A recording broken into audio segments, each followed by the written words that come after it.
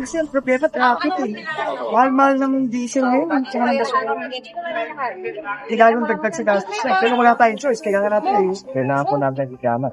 So, nasan yung nakita ko na muntik ako nahulugan ng prosimento? Doon po yung Sa kabila. Sa kabila po. Pero niredect po na. Tapos na yun.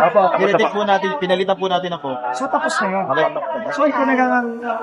Yes po. Remaining 50% na lang po ng repeating words po natin. Hindi pa pwedeng 24/7 ang trabaho dito?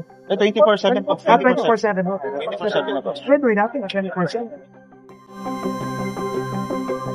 Bago ng simentos na.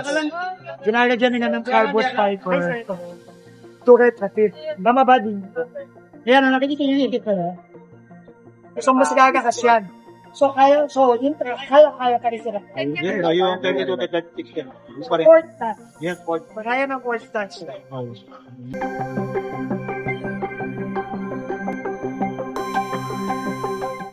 August ang jet routing.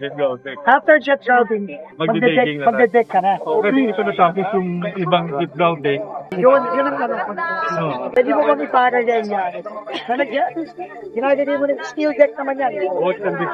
Baka pwede mo ilagay na yung steel deck. Kahit ito ko Sige sir, pwede naman. habang nag-drive ka. Para bumilis tayo. We have to fast track this because, our people are suffering now from high prices. This project has been unfinished for the last 6 years, and people deserve this project to be completed already. So, we will do everything we can. I told the Kapitana kanina, that I will keep on coming back here until ito matapos. No, because we really have to finish this. But yung kabilang lane po, kailan po yung target nilang matatapos? They're saying March, April next year, but again, we have to fast track that. Hopefully, February next year, tapos na rin yung northbound natin. But tutuloy-tuloy natin.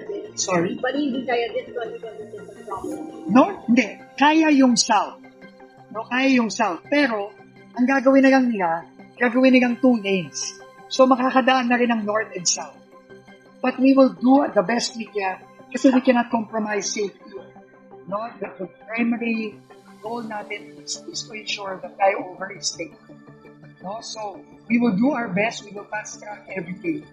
But right now, that is the timeline. But I'm telling them to compress the timeline as much as we can. I need to come because if I don't come here, there is no sense of urgency. But if I go to an area, I can tell the DE, the RD, the contractor, na, you have to act here with a sense of urgency.